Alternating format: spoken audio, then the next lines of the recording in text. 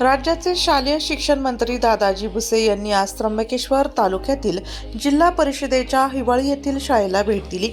शाळेत राबवल्या जाणाऱ्या विविध शैक्षणिक उपक्रमांची माहिती घेत शिक्षक व विद्यार्थ्यांचे मंत्री भुसे यांनी कौतुक केले।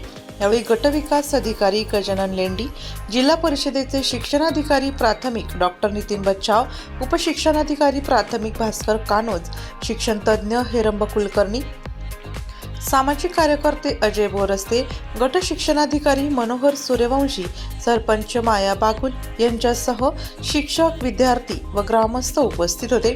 मंत्री भुसे म्हणाले की शाळेचे उपक्रम कौतुकास्पद आणि अनुकरणीय आहेत। या शाळेला जोडण्यात येणाऱ्या रस्त्यांसह पायाभूत सोयी सुविधा पुरवल्या जातील असे सांगत त्यांनी विद्यार्थ्यांना उद्यापासून सुरू होणाऱ्या नववर्षाच्या शुभेच्छा दिल्या।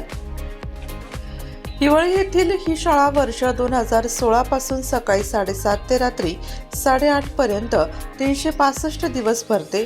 शाळेत शालेय शिक्षणासह विविध व्यावसायिक उपक्रमांसह शिकवले जातात। त्यामुळे विद्यार्थी स्वयंस्फूर्तीने शाळेत येऊन येथेच 12 तासांपेक्षा अधिक वेळ रमतात।